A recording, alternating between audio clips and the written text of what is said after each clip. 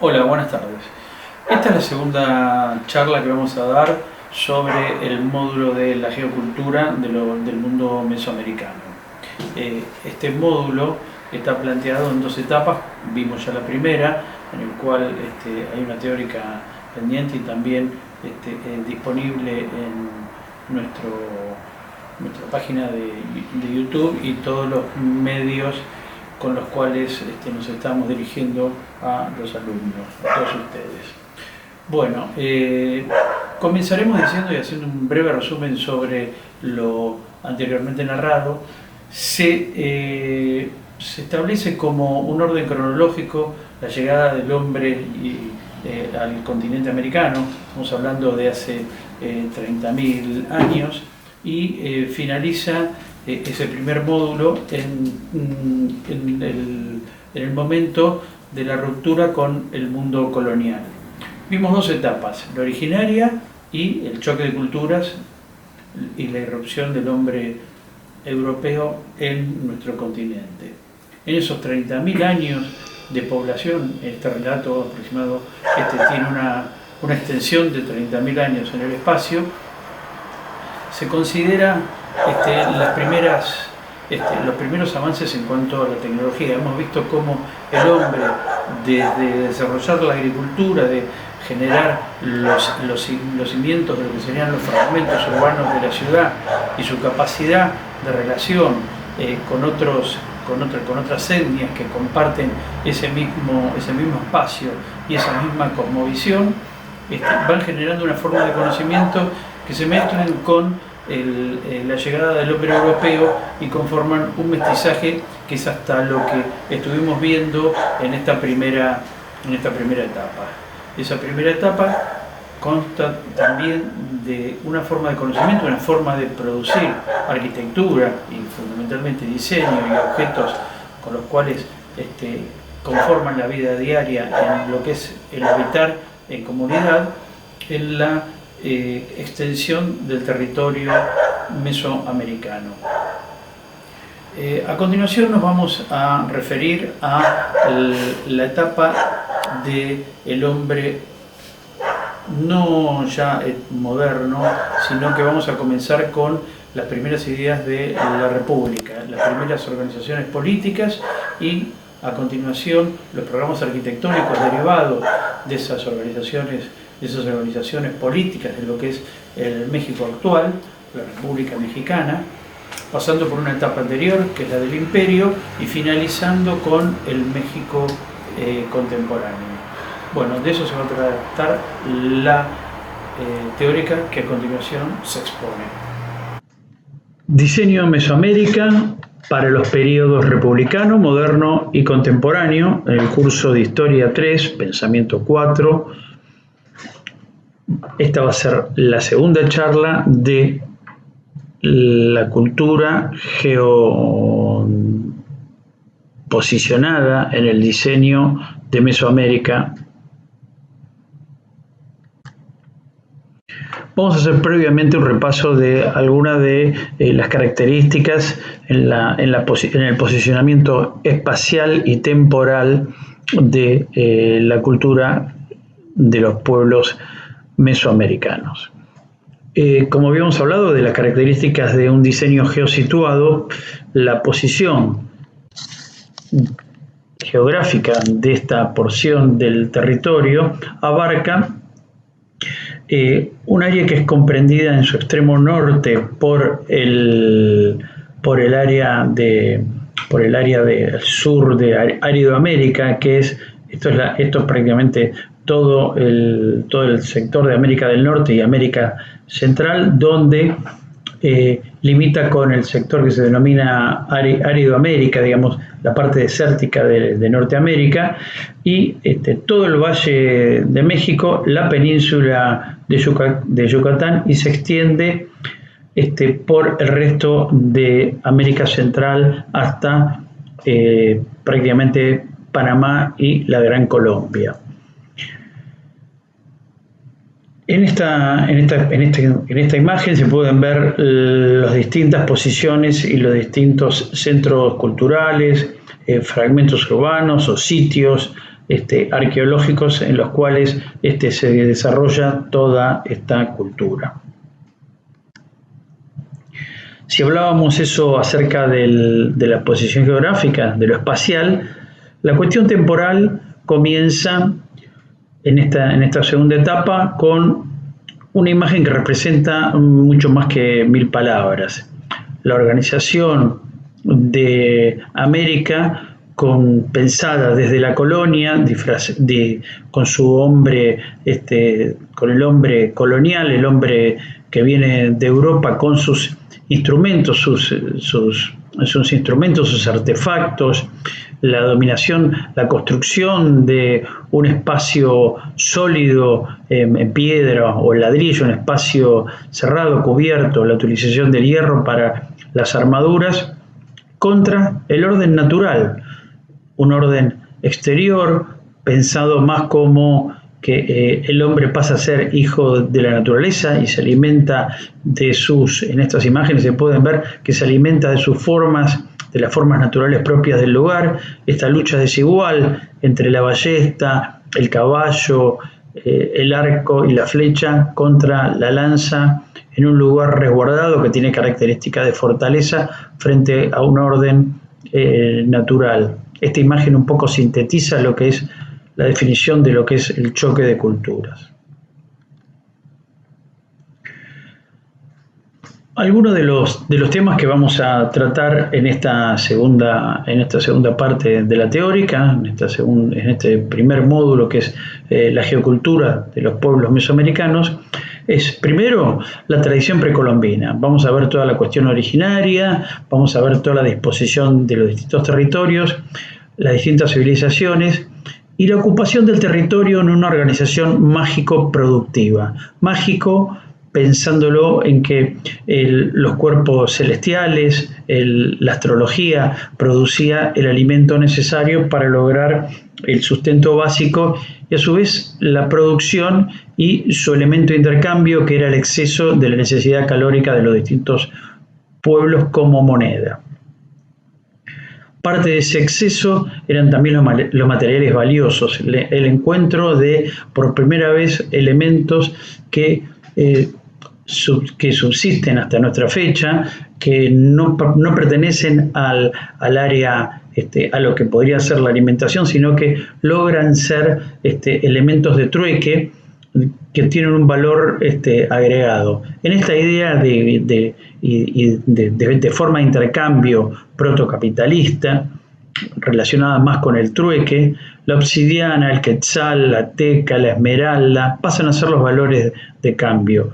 Lo mismo ocurre con el jade y el oro.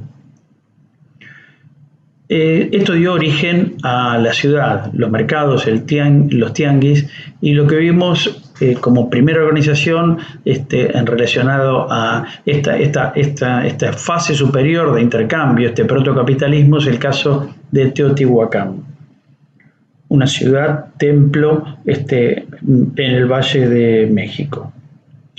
De esas características vimos elementos de arquitectura y elementos de diseño. Vimos volumetrías, templos, los chacs, los atlantes como formas de expresión monumental.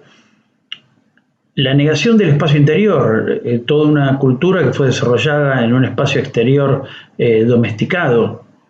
Y el ornamento como lenguaje. El ornamento como lenguaje no solo expresivo en los edificios, en las arquitecturas, sino también el ornamento en la vestimenta y los elementos de diseño que acompañaban a los momentos festivos que se producían en estas civilizaciones. Pensemos en pueblos que logran vivir en armonía con la naturaleza, viviendo básicamente del trueque en una sociedad organizada y que podían tener elementos de ornamento que diferenciaban los días comunes de los días de fiesta, las ceremonias religiosas, los órdenes militares y la actividad recreativa, el juego de pelota.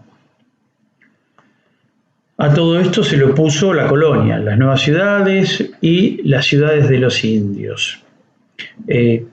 ¿Qué viene detrás de todo esto? Bueno, vienen todas las ideas de las leyes de India, las producciones de un urbanismo a la europea, no ya una organización celestial, mágico, sino que aquí tendríamos el cardio decumano, una organización de tipo geométrica de los edificios y la organización de los pueblos alrededor de las plazas, con la extensión de un damero en la horizontalidad. A esta nueva etapa le sigue el México republicano. El México republicano, como respuesta a la falta de un orden monárquico en el Reino de España, como consecuencia del triunfo de las tropas napoleónicas en la península ibérica.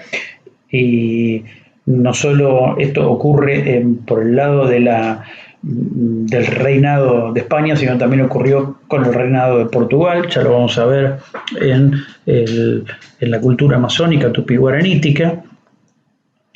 Y de este momento vamos a ver también la definición política de este área, las guerras con Estados Unidos y la guerra civil, los ejidos, la organización de esas ciudades, la laicización y la violencia como parte de este nuevo mundo, de este nuevo momento.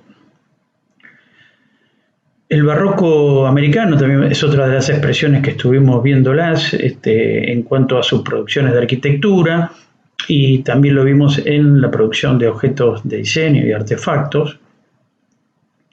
El arte como propaganda y el arte como propaganda religiosa y consecuentemente la extirpación de ideologías, de idolatrías.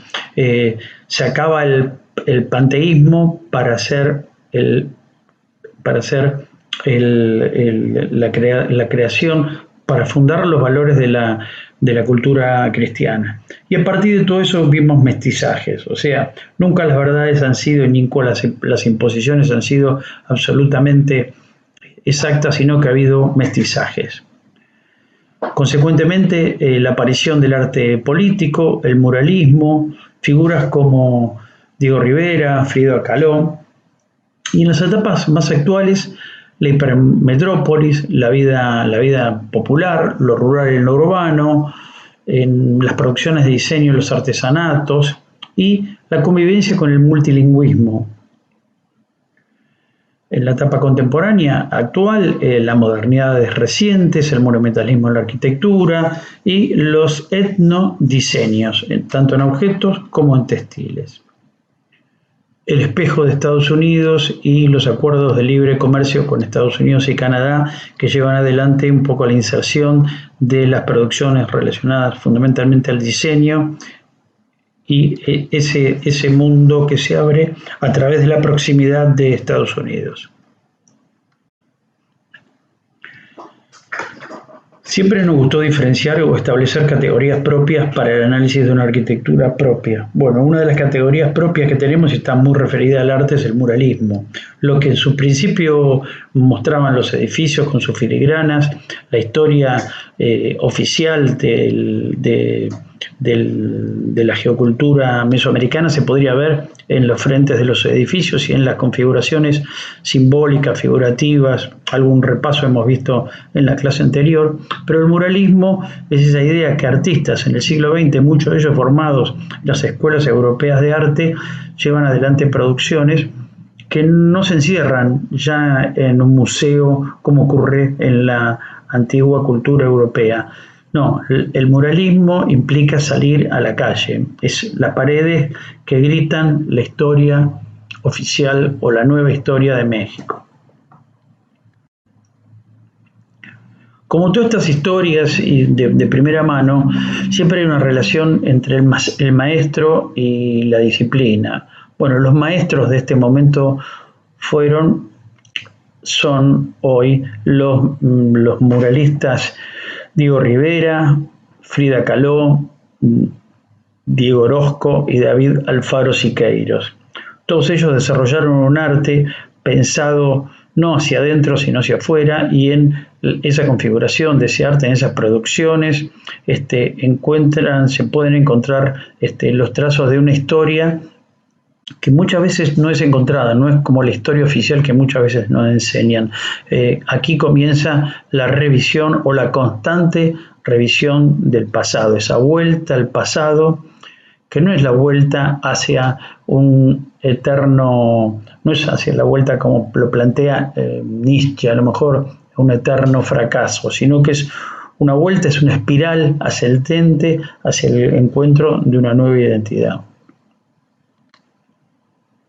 Frida Kahlo se convierte en un ícono. En esta imagen la encontramos con Diego Rivera, una de sus tantas parejas. Frida actualmente sigue siendo un ícono para mostrar este momento.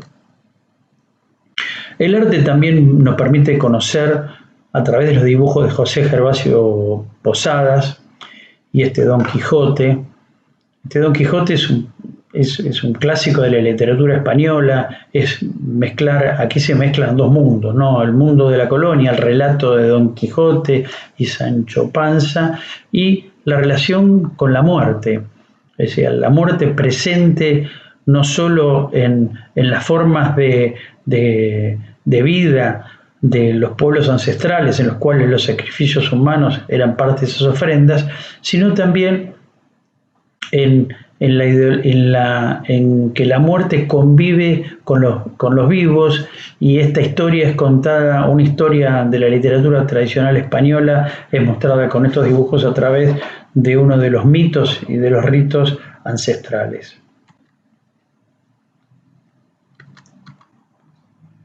Otros artistas, Juan Rulfo y las fotografías. Estas fotografías son de 1947, muestran un poco el México en este caso la laguna de Tenochtitlán, los bordes de la laguna de Tenochtitlán, el volcán, el ámbito rural, los pobladores, el agave, el territorio desmesurado.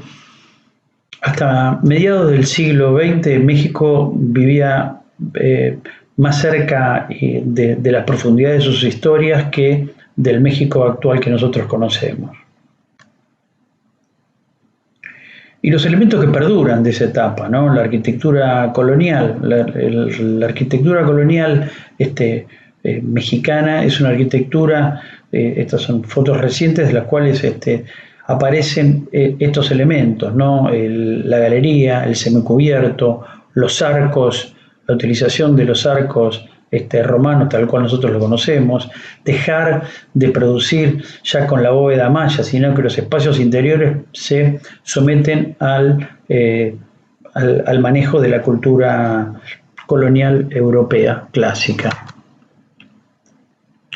Distintas características del republicano, tanto el disciplinar, una de las fachadas de la Plaza del Zócalo, la mayor plaza central del mundo, es un edificio, es un espacio abierto de 800 metros por 800 metros aproximadamente de largo por ancho, en el cual se desarrollan todas las actividades en la capital del México DF actual, asentada sobre el espacio religioso más importante del imperio azteca, el templo mayor de los aztecas.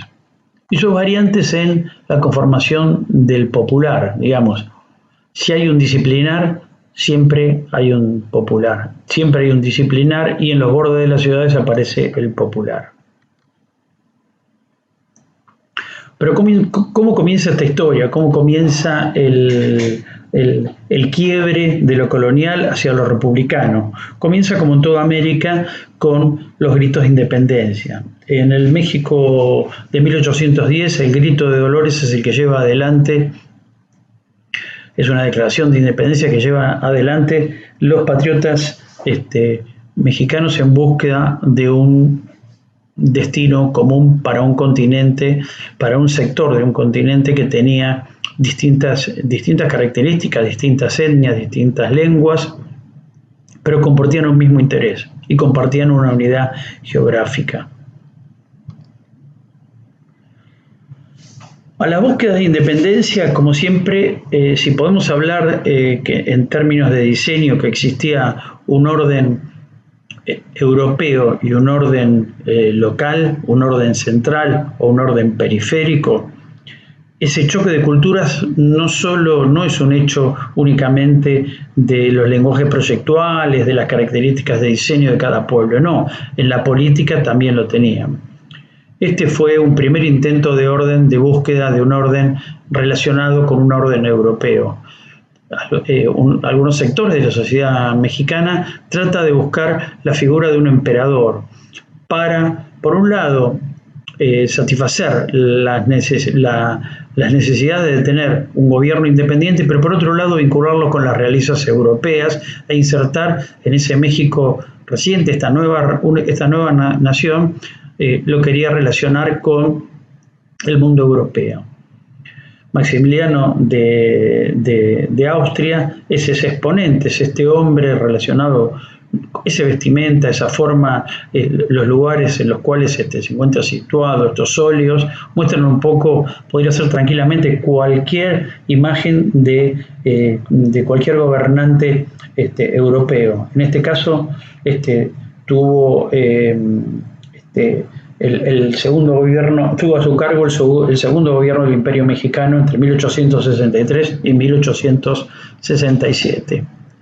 Pero a este tipo de orden se le opone este otro, el orden de lo local, de un orden más relacionado con los reclamos primero de los indígenas, de los campesinos, de las clases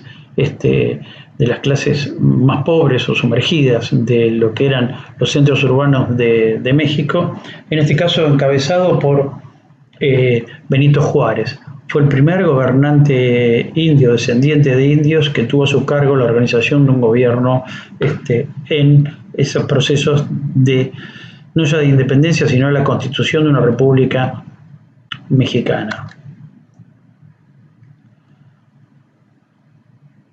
Hubo varias etapas posteriores, entre las cuales otro de los generales que también tuvo a su cargo, y estas tensiones entre el orden local con sus exponentes, Emiliano Zapata y Pancho Villa, que llevan a su cargo la revolución indígena campesina, contra un orden establecido relacionado con los grandes capitales, el mundo del dinero, la búsqueda de una correspondencia con los pueblos, con los gobiernos centrales europeos y Estados Unidos.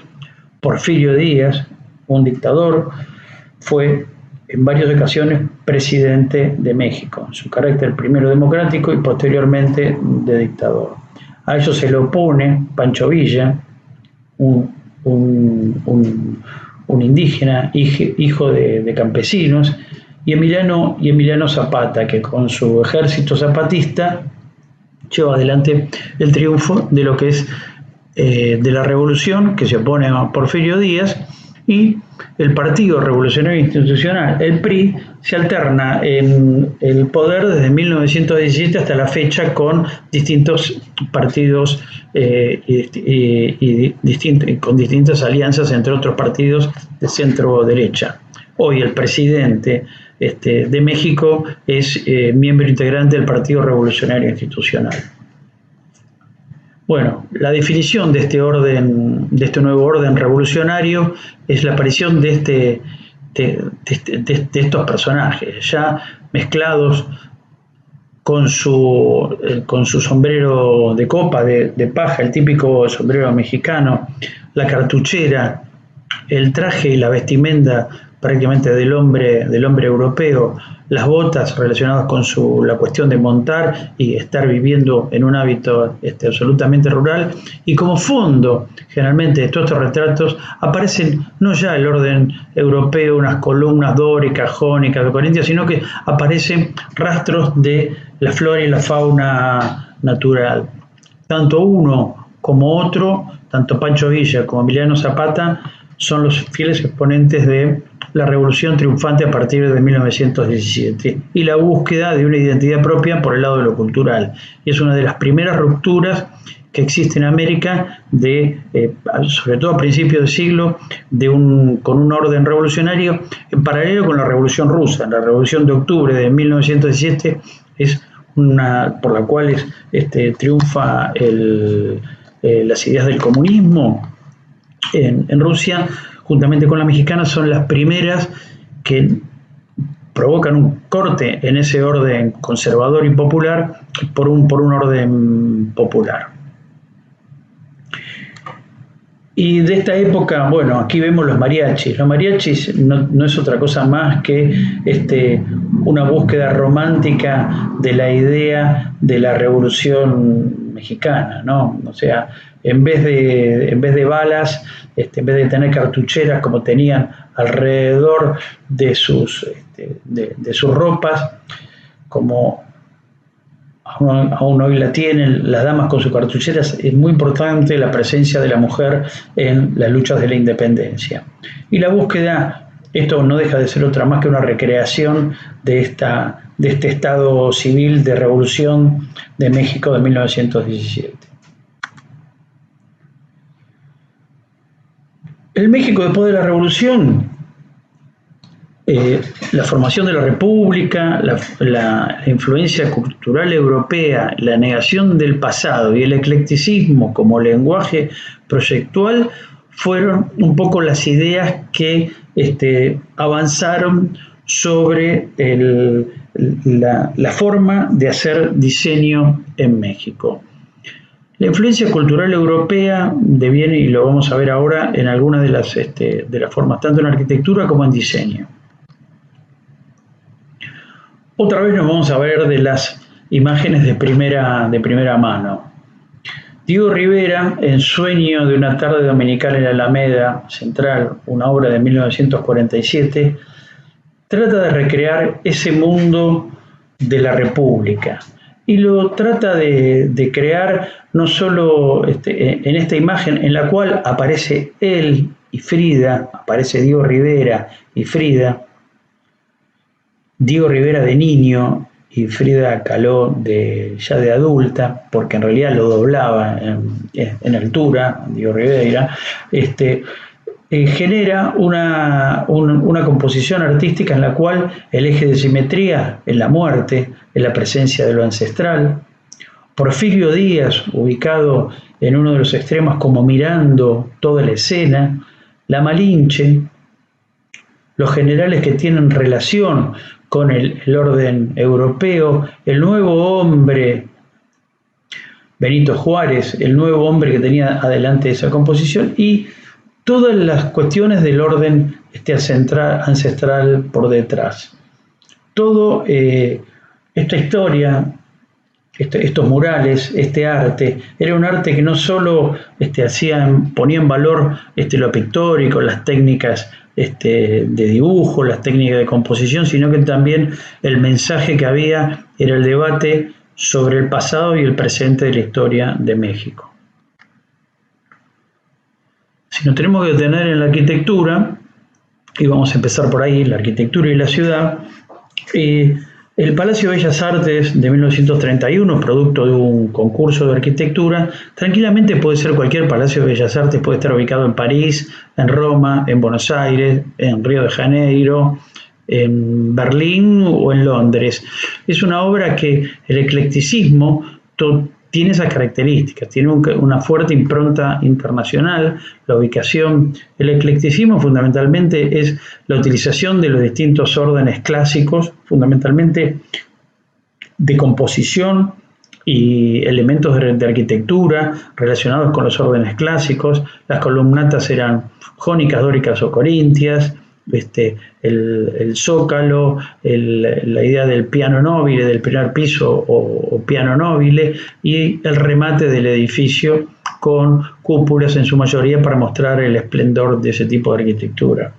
Cuando se buscó ser revolucionario en lo cultural, en lo político, pero se buscó un orden cultural europeo, o por lo menos se buscó parecerse a las capitales europeas, a lo que estaba ocurriendo en Europa. Se quiso parecer que la República debiera tener un orden cultural europeo. El debate por las ideas de este concurso, esta es una imagen, este es un render de la época, por decirlo de alguna manera, en el cual se ve como que detrás de la cúpula de madera sale el sol y va alumbrando una nueva luz, un nuevo mundo, en todo ese imaginario social que tenía el eclecticismo, esa búsqueda de lo europeo, cuando lo rural era lo que construía toda la vida cotidiana, calle de barro, caballos, falta de saneamiento, cultura para pocos, porque el programa de los museos es un programa arquitectónico del siglo XX. Antes del siglo XX no existían los museos. Esa vuelta hacia el pasado fue colocarle un envase de tipo ecléctico, de tipo formal europeo, para colocar en un interior los restos de las culturas ancestrales. ¿Y por qué las bellas artes? La Beaux-Arts en francés. Las bellas artes porque se tenía la idea de que lo pictórico otra vez era encerrar el arte dentro de un edificio cuando los muralistas lo estaban llevando hacia afuera. Esta idea no solo es culturalmente europea en su forma de producción, sino también en la idea del programa arquitectónico, ¿no? Bueno, lo que veníamos diciendo, cualquiera de estas imágenes puede repetirse o puede verlas en algunas imágenes antiguas de Buenos Aires, o si uno recorre cualquier capital europea. Y no solo me refiero a las capitales de los países, sino que cualquier ciudad importante argentina, en este caso Mar del Plata, la calle de San Martín, uno si tomaba la calle de San Martín, a principios del siglo podía encontrarse con edificios de este tipo que fueron todos demolidos, pero en otros lugares, algunos todavía se conservan, pero en casi todos los lugares se encontraban este tipo de programas arquitectónicos donde aparecía la mansarda, el almohadillado, los guardapolvos con las cornisas, la bóveda romana, siempre el orden clásico. Un repertorio de orden clásico. Y en cuanto a la composición de la ciudad y los fragmentos urbanos, la utilización del urbanismo haussmanniano, el barón Haussmann hace el desarrollo de París, el desarrollo urbano de París, con edificios en bloque de ocupación plena hasta la línea municipal de los edificios en 6 alturas aproximadamente, con mansarda, de pizarra, y estas son, digamos, las imágenes de primer orden. Esta es la iconografía de cada una de los balcones, de las herrerías, en este caso las escaleras, la composición de cada uno de estos edificios, hacen que entre este repertorio de construcción de ciudad, elementos de arquitectura, terminen en este tipo de objetos, digamos. Esto no tiene nada que ver con el orden revolucionario. Otra imagen del Museo de Bellas Artes que parece tomada de París. Edificios que tapizan el centro de la Ciudad de México, y por otro lado lo popular. En el zócalo, en el basamento de las edificaciones, se encuentra todavía en una imagen de época de principios del siglo XX, el hombre ancestral, la vendedora de tortillas, el juego de azar, tomar agave. Una transculturación directa. O sea, cualquiera de estos elementos pertenecen a la cultura, a la iconografía de la cultura ecléctica europea. El metro de Héctor Guimard de París, una de las estaciones del metro, esta imagen parece tomada de París y es México DF. Es el metro de México. Y esta estación, concretamente hecho en Art Nouveau, es una transculturación directa. Una transculturación es traer un elemento de otra cultura y colocarlo sobre otro espacio. Pero siempre aparece la búsqueda. Y tal vez nosotros acá reivindiquemos la cuestión del intento de la formación de una actitud crítica y no tanto por el resultado, sino más por el discurso, en este caso de la búsqueda de una cultura propia. Tal vez no sean los mejores ejemplos, porque la búsqueda de utilizar la bóveda maya en reemplazo de la bóveda del arco de medio punto, utilizar los filigranas de Mitla o de cualquier otro edificio azteca para hacer los remates de los edificios, no es la utilización de elementos de arquitectura la que dio como resultado final una arquitectura propia, es utilización de elementos de arquitectura en una composición central europea. Y si tenemos que hablar en las etapas de las producciones centrales, de las reacciones académicas, el Art Nouveau y el Art Deco, estilos de inmigrantes, la inmigración en los primeros años del siglo XX trajo consigo también los órdenes culturales y la condición de reacciones que se producen ante el academicismo eclecticista europea. Son este tipo de producciones que también aparecen como transculturadas, o sea, se traen estas formas de producción, Art Nouveau y Art Deco, fundamentalmente sin crítica, se trasladan sin crítica. Otros intentos, ejemplos que ocurren y ocurrieron en presentaciones internacionales, en este caso son maquetas o diseños o bocetos de producciones de lo que podría ser una vivienda neomaya, prototipos que no llegan a relacionarse no llegan a construirse, quedan simplemente maquetas. La idea de un urbanismo, no solo se animaron a producir obras de arquitectura, sino que diseñar ciudades con elementos como podían ser la pirámide, los fuertes, los centros buscar una forma de rechazo a la manzana española, a la manzana de la colonia, con quiebres y la aparición de centros ceremoniales y plazas del mercado. Y la búsqueda de una arquitectura que en este caso puede ser neoazteca o neomaya, pero no quedaron más allá de los intentos. Reivindicamos sí el discurso, el intento y la búsqueda de una producción propia. Lo estuvimos viendo para las exposiciones internacionales. El Pabellón de México es un ejemplo más en la teoría que en la práctica. Es un ejemplo que no tiene nada que ver, no hubo ninguna construcción que tenga estas características en la cultura mesoamericana. Esto es un programa arquitectónico a la europea con elementos de arquitectura que tienen una búsqueda a través del ornamento, simplemente, del ornamento, de los frisos, de los volúmenes. En 30 centímetros de espesor querían encontrar un espesor de una identidad que tiene muchísima más profundidad. El pabellón de Ecuador también es otra búsqueda. Tal vez en lo andino hay un intento y una búsqueda mucho más modesta en este caso, pero las búsquedas aparecían como lo apareció en el pabellón de la Argentina, que lo hemos visto ya en una de las prácticas. Y si hablábamos eso de lo disciplinar, la búsqueda en lo popular, este estilo de inmigrantes que se asentaban en los bordes de las ciudades, tenían un Art Deco pobre, un Art Nouveau pobre. Bueno, esos intentos aparecían mezclados con alguna tradición ancestral, el uso de los colores. No ser tímido frente al paisaje. Si hay que pintar, vamos a pintar de colores que realmente muestren a la naturaleza. Y eran los colores de la naturaleza.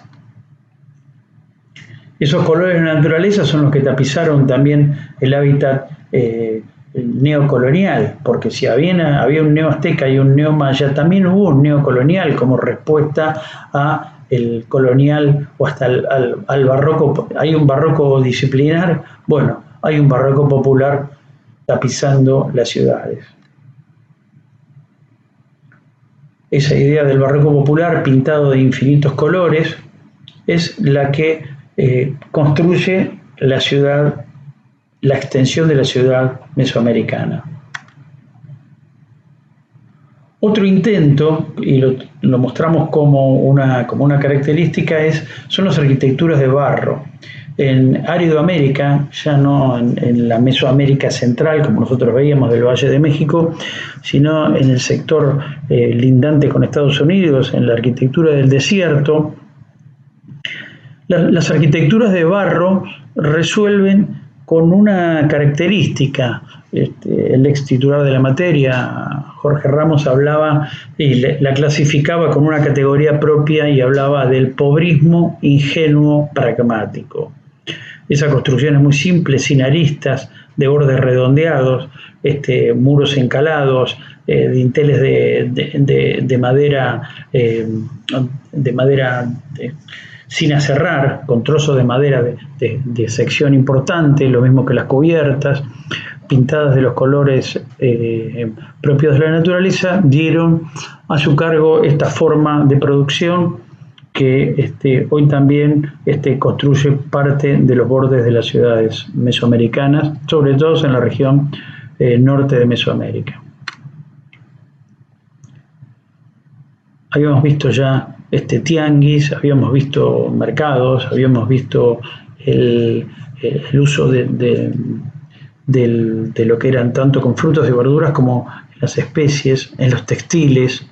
Estos colores, añil, índigo, el verde de la menta, el amarillo del azafrán, bueno, todos esos colores son los que tiñen estos textiles, vienen de un orden natural y también se utilizan no hay timidez a la hora de hacer colores. Otra vez ejemplificamos con la muerte, porque es un elemento, y las calaveras que se regalan todas el 1 de noviembre, el Día de Todos los Muertos, esas calaveras de azúcar son moldeadas y pintadas con productos naturales. El México moderno y lo ancestral. A mí me gusta mostrar esta imagen porque parte del templo mayor que se descubre, esta es la cota del terreno, lo que se ve acá, esta línea horizontal es la cota del terreno. De aquí para abajo hay un orden ancestral y de aquí para arriba hay un orden moderno. Este orden moderno fue construido sobre todo esto. Cuando trataron de hacer las fundaciones para algún edificio se encontraron con semejantes aparatos bajo la cota del suelo. Esto quiere decir que siguen brotan y cuando hay que mostrarlo, esta es la biblioteca de la UNAM, de la Universidad Nacional Autónoma de México, es una de las mayores universidades del país, del mundo, es una de las universidades más prestigiosas de América. Esta biblioteca nacional, hecha con un gran mural de Ricardo Legorreta, recuerda ese tiempo ancestral. El cine y la TV mexicana de los años 50, 60 y 70.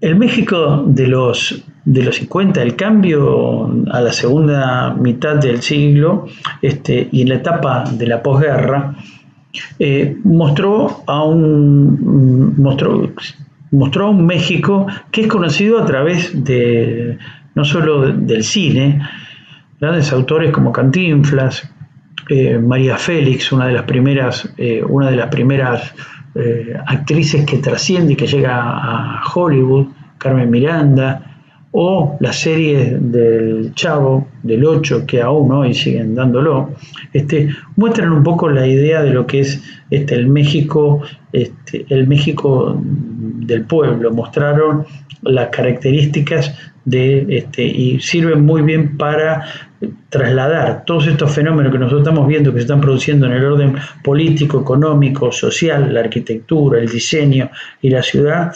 Bueno, aquí podemos tener un repertorio a mediados del siglo XX de estos productos. El cine, las películas de Elvis Presley, la forma de conocer México. México fue uno de los primeros destinos de la posguerra y la ciudad de Acapulco, el fenómeno de la ciudad de Acapulco, el sillón de Acapulco, es este diseño que estamos viendo aquí, hacen que México trascienda en su lucha hacia lo global, lo local y lo global. Para la etapa moderna nos tenemos que referir concretamente a la aparición de ideas que vinieron de la mano y por parte de la traslación que tenían de ideas del mundo moderno europeo, las ideas de Le Corbusier fundamentalmente, y su famoso taller de arquitectura. Estas ideas, los encuentros donde se hablaba del espíritu nuevo y del hombre nuevo, ese hombre nuevo en Europa no tenía espacio, había una modernidad que ya estaba construida, había que construir la posguerra. Cuando se desarrolla la construcción de la posguerra, y como consecuencia del plan Marshall, un plan de ayuda económica del gobierno de Estados Unidos hacia los países aliados, aliados y producen la reconstrucción de Europa, lo primero que se plantea es una vuelta hacia el orden europeo original, o sea, los centros que habían sido arrasados en las ciudades alemanas, en las ciudades francesas, belgas, italianas, vuelven a reconstruirse tal cual fueron, o sea, como no hubo espacio para la modernidad. Fue por eso que en muchos de los viajes, sobre todo los viajes que hace Le Corbusier a América, encuentran en el espacio americano la posibilidad de extensión de su proyecto de arquitectura, el proyecto de la modernidad, donde el ornamento era el delito, las consecuencias de las ideas del Bauhaus, los SIAM, los congresos internacionales de arquitectura moderna, a los cuales, por medio de revistas y libros, porque no había otra manera, y asistir a las conferencias no había otra manera que no sea la de conocer la modernidad, personajes como Luis Barragán, discípulo y alumno asiduo concurrente del atelier de Le Corbusier en la Rue Blanche, plantean una arquitectura y una búsqueda de una arquitectura moderna e implantarla en Europa. La relación entre la arquitectura moderna y los maestros está íntimamente ligado. Aún hoy nosotros nos seguimos refiriendo al desarrollo de la arquitectura moderna como una relación casi de maestro-alumno. Siempre hay ahí están los grandes staff y los grandes estudios de arquitectura que muestran un poco el camino de la modernidad, aún hoy en la etapa contemporánea. Entre 1902 y 1988, sus años de vida, Luis Barragán llevó adelante una forma de producción de arquitectura propia. ¿Y qué decimos que es propia? Bueno, decimos que es propia primero por la utilización de elementos de lo ancestral. El debate de la arquitectura ancestral y el debate sobre la presencia de marcas de la historia de los pueblos originarios se pueden resolver con la modernidad. Él demuestra cómo, y tal vez uno de los grandes maestros, juntamente con Rogelio Salmona en Colombia, con Lucio Costa y Oscar Niemeyer en Brasil, como Juvenal Barraco en Perú, Eladio Dieste en Uruguay, por nombrar solo algunos de los arquitectos que están en la búsqueda de un lenguaje propio a través de la modernidad, y cómo la modernidad puede resultar la síntesis de lo ancestral y lo propio. Esta es su casa estudio. Los colores, los planos, el uso de los planos, el interior-exterior, esta débil carpintería, esta cruz que sostiene, prácticamente no tiene ni contravidrio, el contravidrio está oculto, está del otro lado, para buscar la permanencia entre el interior y el exterior, hace que esta que sea una de las características espaciales de esta arquitectura, una arquitectura propia que se desarrolla de los pueblos mesoamericanos, se desarrolla en espacios exteriores, y el interior es diseñado simplemente con estos dos elementos. Cuando la intencionalidad es muy fuerte, basta simplemente con dos elementos. O esta escalera que pasa a ser el Quetzalcóatl, la idea de la sombra de esta escalera es el eterno de la pirámide emplomada que desciende del cielo hacia la tierra en el solsticio. No es una escalera simplemente, no tiene baranda, la idea de materializarla es materializar la historia también de Quetzalcóatl. Parte de los interiores. Uno no puede decir que utilizando madera, techos en pendiente, muros encalados, estamos hablando de modernidad. Bueno, esto es modernidad.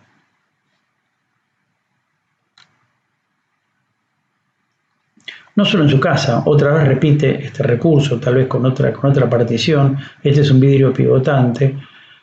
Aquí está la abertura, la abertura forma parte dentro de la carpintería con una simpleza y una búsqueda de lo interior y exterior. Siempre el exterior pasa a ser un exterior domesticado. El paisaje está acotado. Esto es una hacienda también, parte de otro proyecto.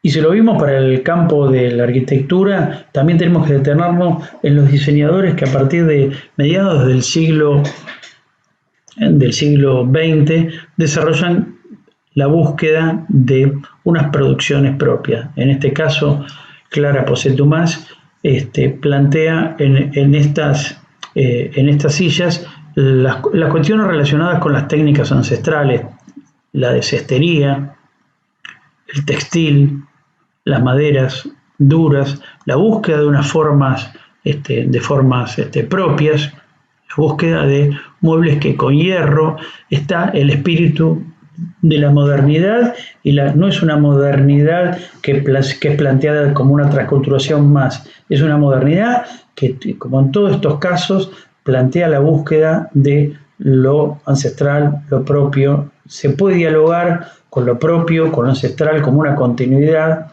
y esa perduración hace que estos objetos sean únicos y que nos planteen una posición, tanto de arquitectura como diseño, frente a lo global. Nosotros somos los que producimos con este lenguaje proyectual.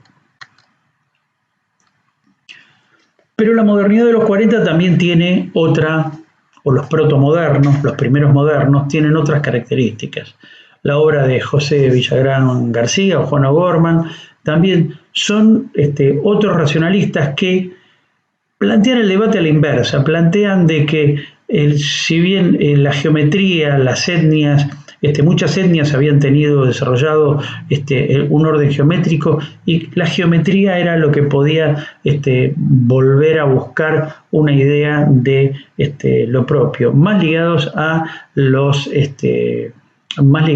conceptos clásicos del internacionalismo, de la arquitectura moderna, el estilo internacional, como se lo conoció en un primer momento, un estilo racional, y también un poco la negación de lo que es la integración que había con los pueblos anteriores, la negación del muralismo y otras búsquedas. Estos son también otros de los componentes de las ideas de la modernidad de los 40. No así el caso de Ricardo Legorreta. Ricardo Legorreta y sus hijos aún mantienen su estudio de arquitectura vigente en México.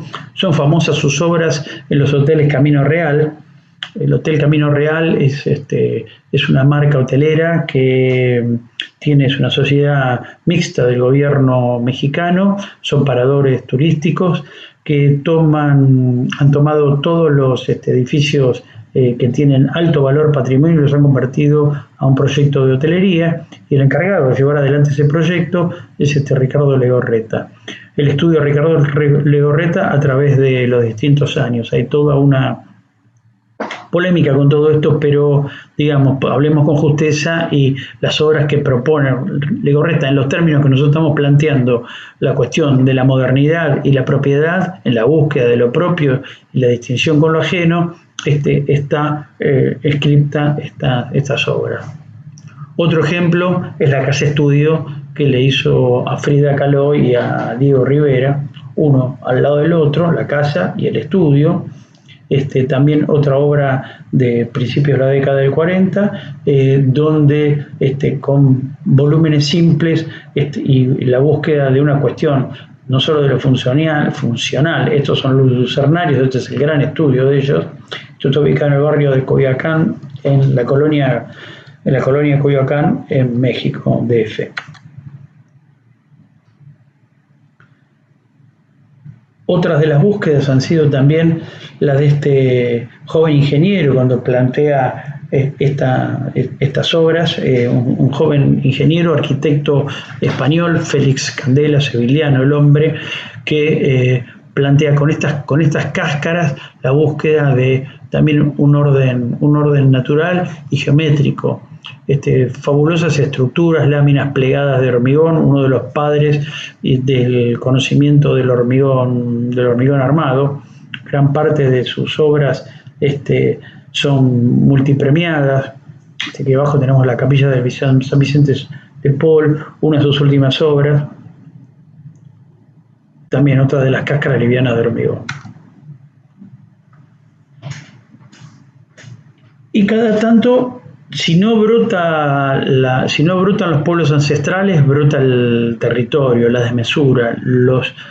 Cada tanto los temblores hacen de las suyas en México y destruyen gran parte de lo construido, como diciendo otra vez, la tierra es la que llama cada tanto. Es por eso de la adoración que se tiene y el respeto que se tiene a este elemento. Uno no se asienta sobre un lugar firme, sino que sabe, está casi como que está de prestado en este mundo, ¿no?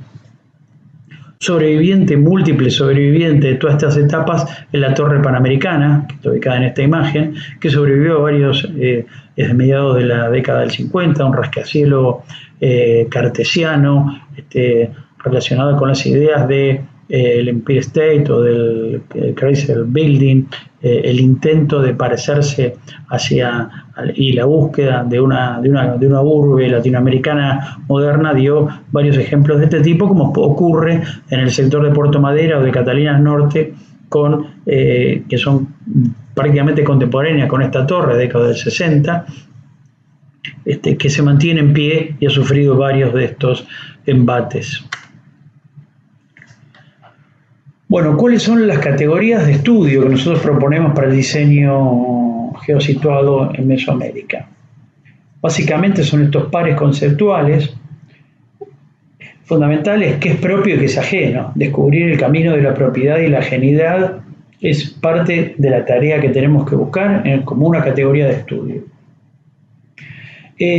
Fundamental el barroco americano como y la palabra todo junto, barroco americano, como una forma de producción propia, en el sentido de que existe un barroco como un orden cultural europeo y existe el americano que propone la mano de obra. De todo eso surge un mestizaje, hay una hibridación detrás de todo eso.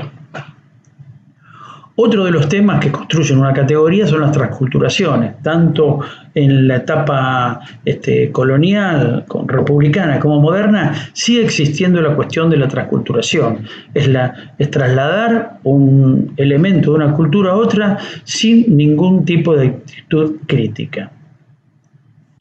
En cuanto al diseño, una categoría es artesanal, de series cortas, repetitivo y ancestral. Esta cuestión ronda una categoría de estudio en el diseño muy propia de la geocultura mesoamericana. También las formas de producciones disciplinares y populares. Nos interesa eso, ¿no? Digamos, cómo lo disciplinar se produce de una determinada manera y cómo lo popular a veces miniaturiza esta característica. Y la fuerte tensión que hay entre lo global y lo local. Para México hay un dicho muy común que dice: tan lejos de Dios y tan cerca de Estados Unidos.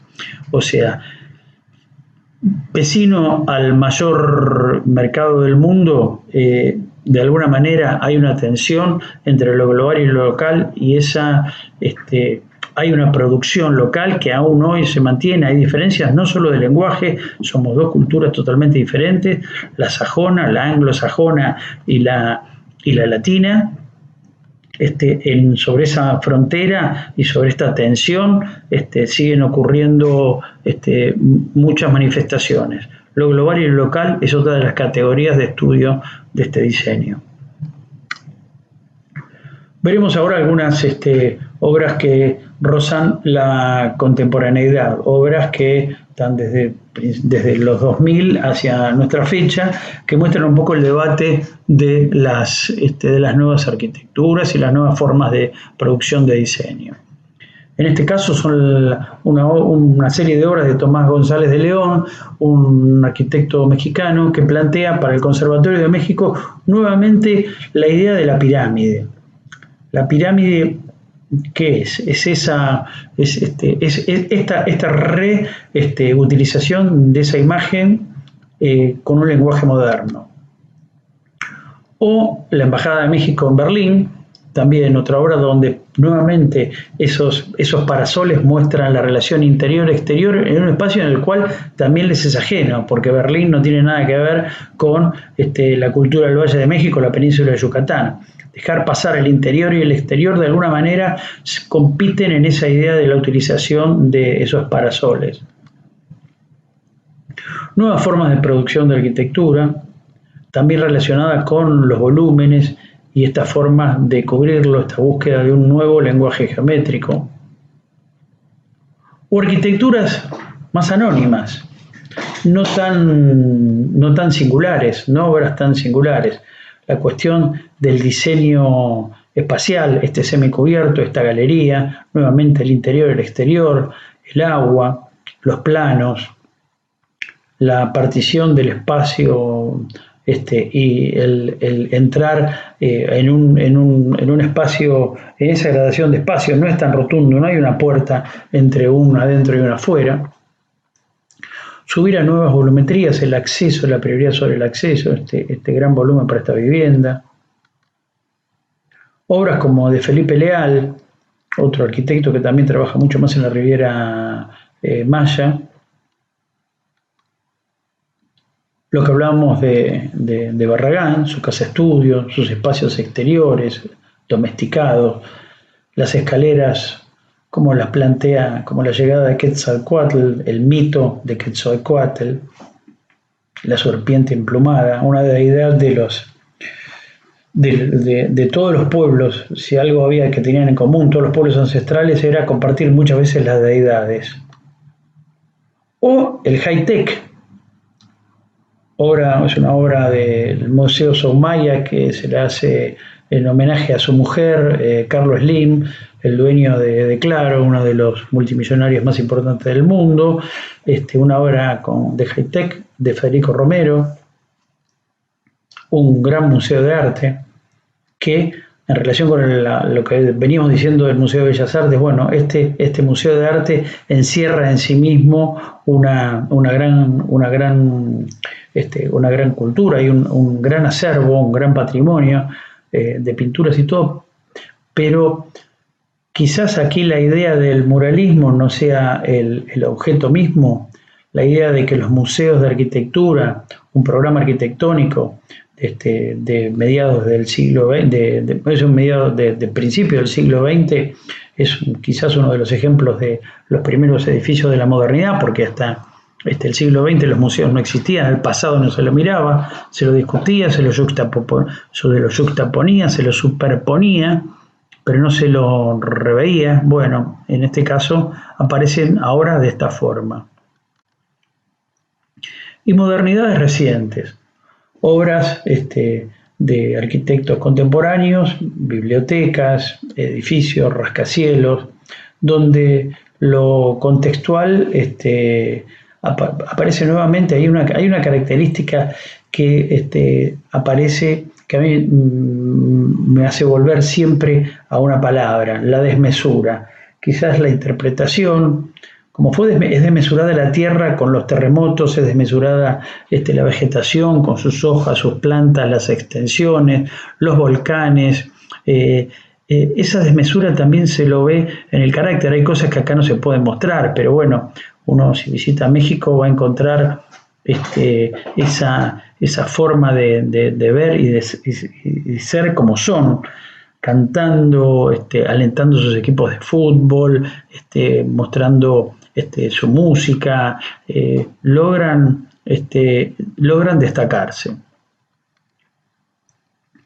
Y para el campo del diseño y lo que veníamos hablando, el Tratado de Libre Comercio, tan lejos de Dios, tan cerca de Estados Unidos.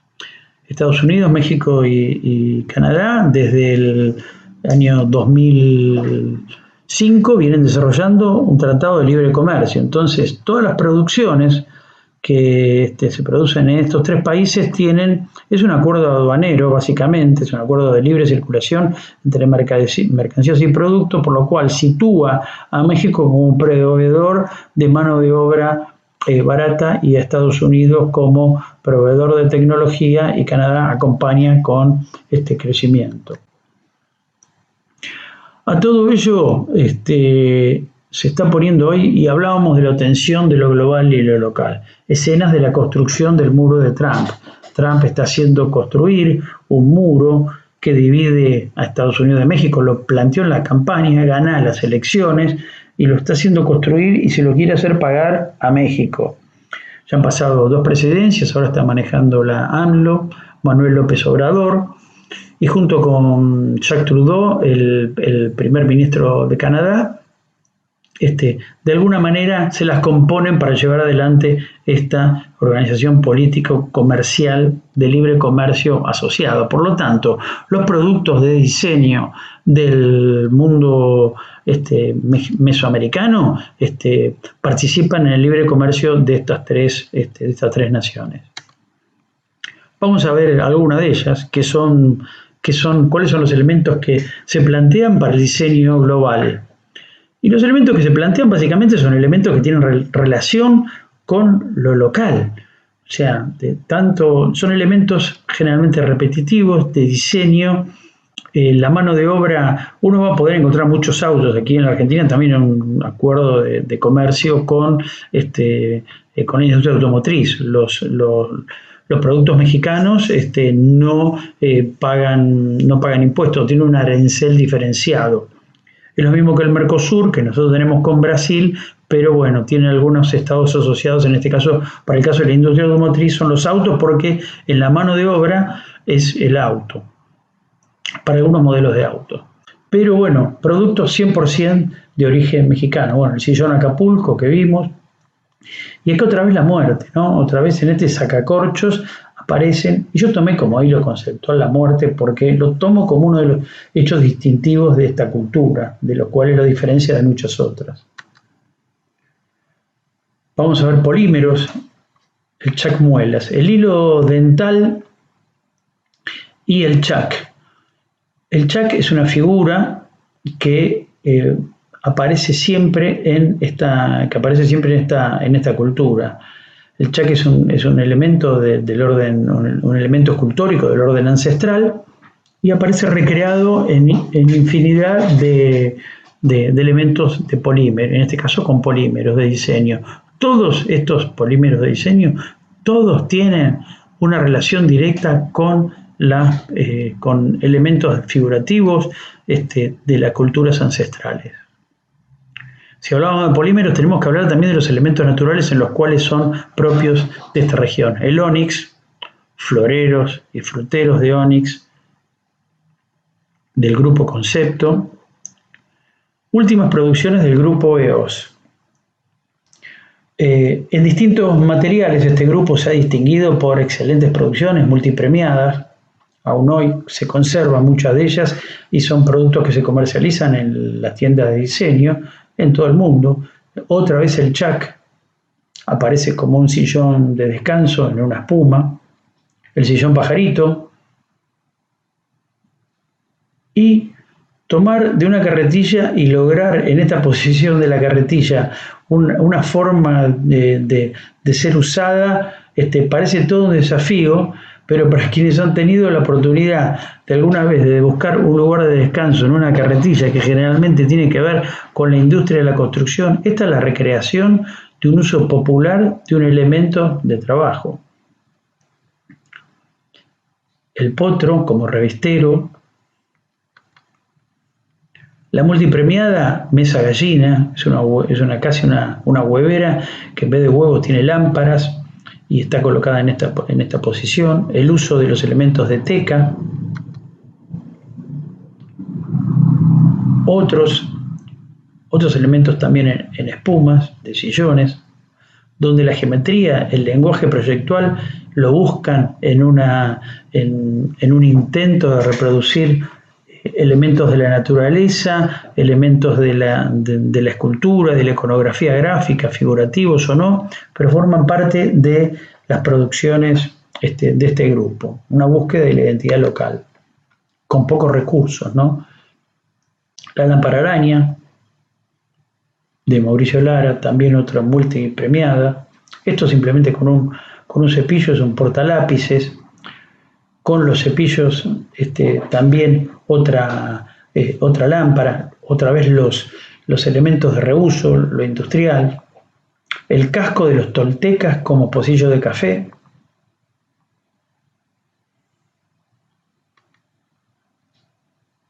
Sebastián Lara y su reinterpretación del sillón Acapulco, en este caso en madera. De Sebastián Lara también este perchero que es muy conocido, y pocillos de café, como el pobrismo ingenuo pragmático que veíamos en algunas características de la arquitectura puede resolver esta cuestión de este macetero, un portapapeles que no es más que un clavo con un taco, o este perchero que es un poste de alumbrado, como puede estar en la esquina de cualquiera de las casas de ustedes, con el mismo gancho que sirve de escalera para ser utilizado como percha, o esta aceitunera.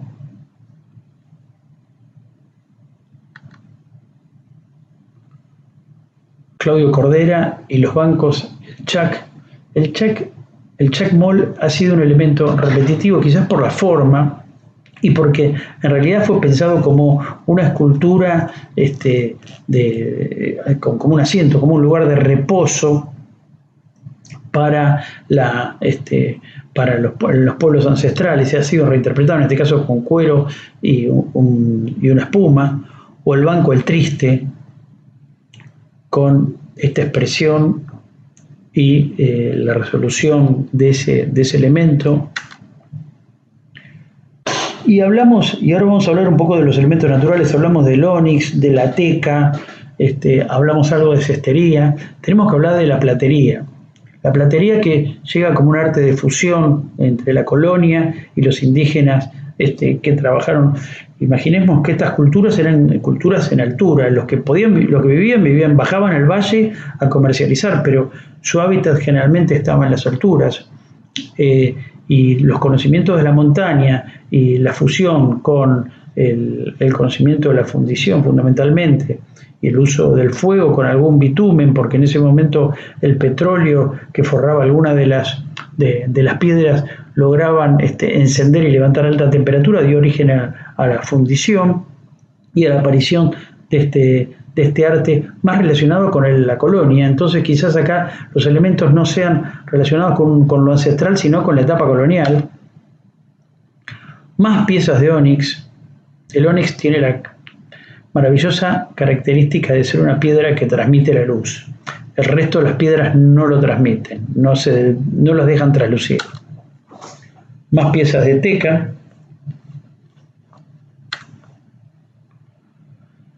Los objetos locales y el mercado global. ¿Cuáles son los objetos locales? Bueno, en este caso, como objetos locales, tenemos estas piezas. El banco Pajarito con su mesa, con un mármol. Esto pensado no ya para el mercado local, sino para el mercado global. Otra vez la cestería.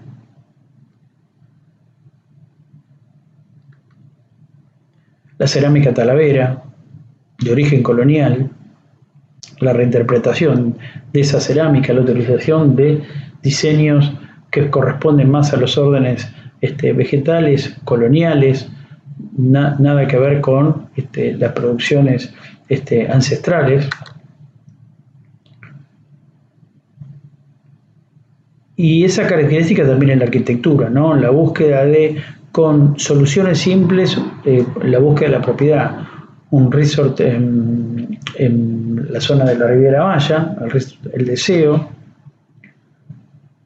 Diego Galván, resuelto simplemente con distintas escuadrillas de madera, sin maquinar, simplemente desbastadas, y muros encalados en blanco, algunos elementos a modo de parasol, algunos trapos colgados, el pobrismo en su máxima expresión. Y si tenemos que hablar también de estas producciones, tenemos que hablar de lo que significa el kitsch turístico. ¿Qué es el kitsch turístico?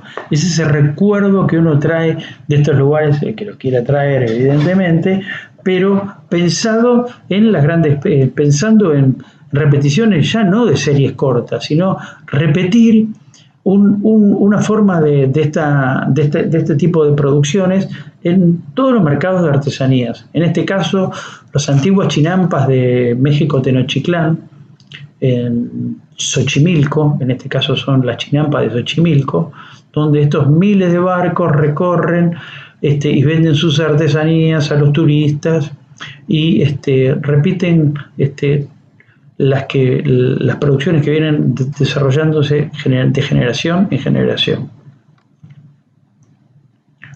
Otra de las características para el diseño, repetir, es el eterno regreso de la imagen de Frida, el ícono popular que lleva adelante gran parte de la vanguardia del diseño de indumentaria mesoamericana. Otra de las características propias, una de las categorías propias, es la utilización del arte plumífero, juntamente con los pueblos tupí-guaraníticos y en menor medida con los pueblos andinos, que repiten estas formas de objetos y esta forma de cultura hacia las plumas y hacia las aves. Se lleva adelante con colecciones de distintos autores.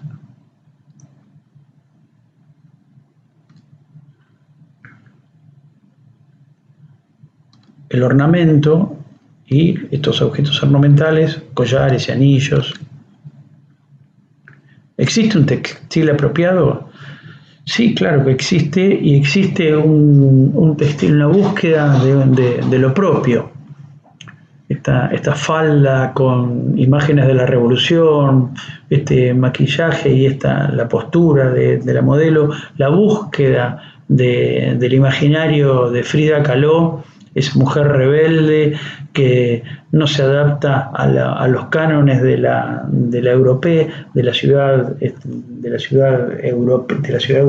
ciudad colonial o republicana, y si bien ella es de origen europeo, plantea para sobre todo las mexicanas una gran referencia. Son célebres sus palabras frente al amor y a la vida, y su idea internacionalista. Es muy interesante destacar la figura de Frida Kahlo como parte de la geocultura de los pueblos mesoamericanos. El tradicional huipil, no deja de ser más que un trapo transformable con distintos usos, con distintas ocasiones, de acuerdo a la función y a la ocasión. Hay distintos huipiles, de día, de noche, celebraciones.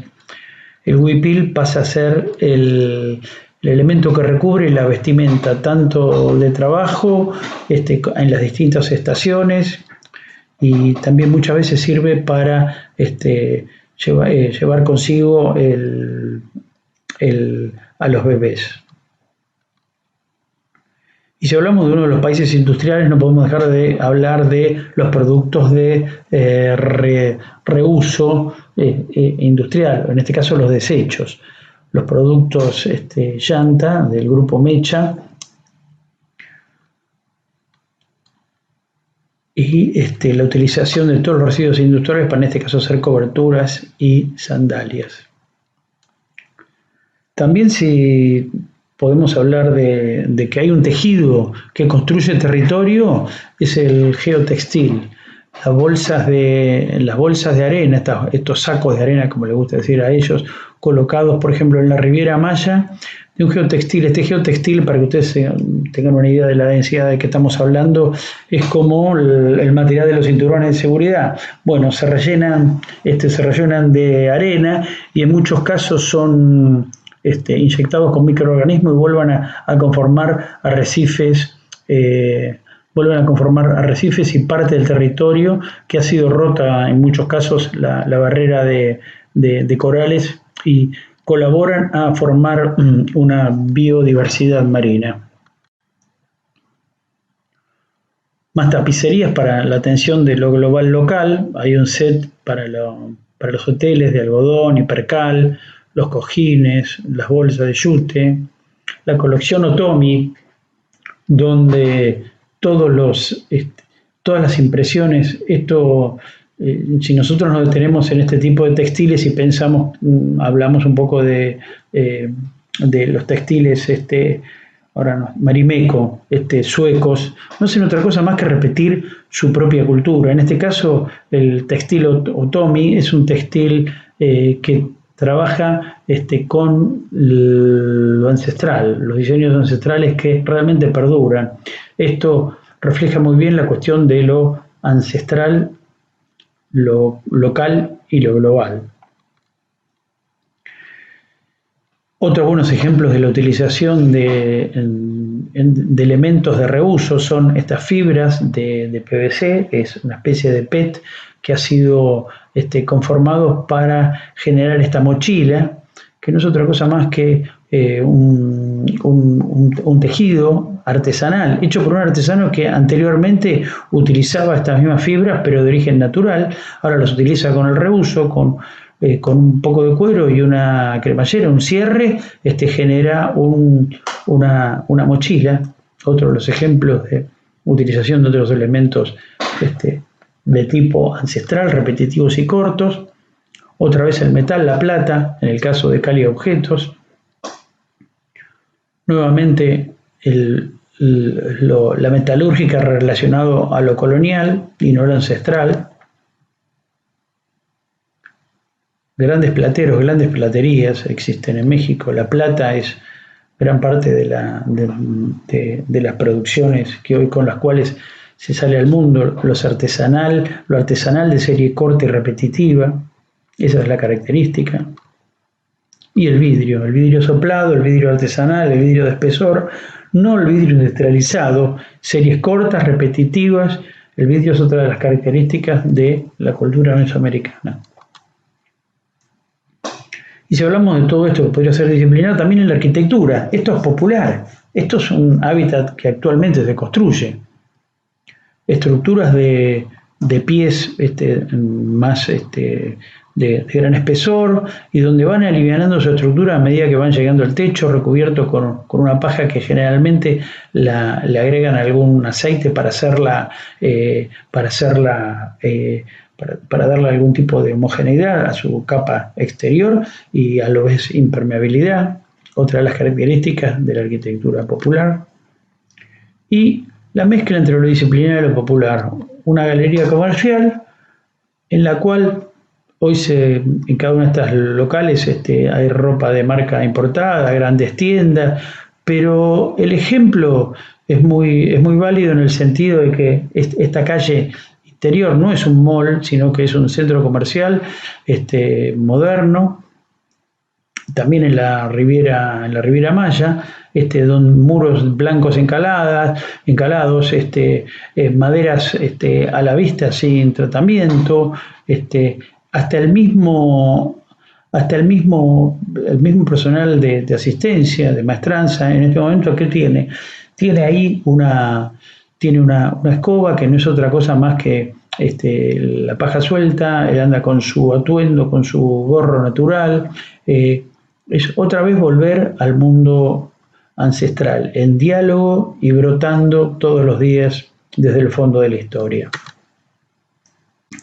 Me detengo en esta última diapo con una cuestión de un fragmento urbano. Estos son los parques de Culhuacán, en Xochimilco, también donde la organización geométrica de este espacio aterrazado nos hace otra vez confundir el damero del propuesto por la colonia con la organización de los senderos y el orden ancestral celestial que tenían los tierros, los pueblos originarios. En esto se da un poco la síntesis de todo, digamos, la cuestión de lo ancestral que brota, la búsqueda de lo propio, el intento, ¿no? A veces no cumplido, muchas otras veces sí, lo global y lo local en este ejemplo finaliza mostrando esta imagen que puede ser aplicado desde lo urbano hasta cualquier objeto de diseño. De bibliografía, como siempre planteamos, la cuestión de que la arquitectura, el diseño son cuestiones no autónomas, sino que son heterónomas, ocurren en otras ciencias. Los libros de Carlos Fuentes, los libros de Octavio Paz, los libros de Carlos Castaneda, sobre todo las enseñanzas de Don Juan, un libro que recomiendo para poder entender un poco todas las... Don Juan era un viejo cacique que se encuentra con un grupo de gente que lo va a visitar, y a partir de esas charlas, es un libro muy ameno, corto para poder leer, uno va a encontrar experiencias del mundo ancestral en su mundo moderno. La poesía de Amado Nervo, la foto de Juan Rulfo, los films, Amores Perros, y tu mamá también, el film Colonia Roma de González Cuarón, la música de Molotov, no digo ya la de Maná, ningún otro, pero hay mucha información y hay detrás de todo esto bordea una cultura que muchas veces no sé, está tan lejos, pero está tan próximo, es parte de este mundo. Y detrás de esto también hay un homenaje a quien debiéramos hacerle, ¿no? Todos los días que cuando finalizo este grupo de teóricas me gusta hacerlo, porque sin él, Tim Berners-Lee fue el que llevó adelante el intercambio de protocolos por los cuales hoy Internet puede ser compartida por todo el mundo, y gran parte de esta información ha sido tomada de ahí, y para nosotros va a ser una gran fuente de información, es un gran motor de búsqueda. Pensemos muchas veces una forma de agradecerle también esta nueva forma de enseñanza y esta nueva forma de producción a el Gutenberg del conocimiento moderno. Con esto damos por finalizada el módulo de mundo mesoamericano en sus 4 etapas. Esta es la segunda teórica, y finalizamos con esta teórica, y a continuación vamos a tener vamos a seguir con el desarrollo a cargo de otros docentes de esta materia. Gracias.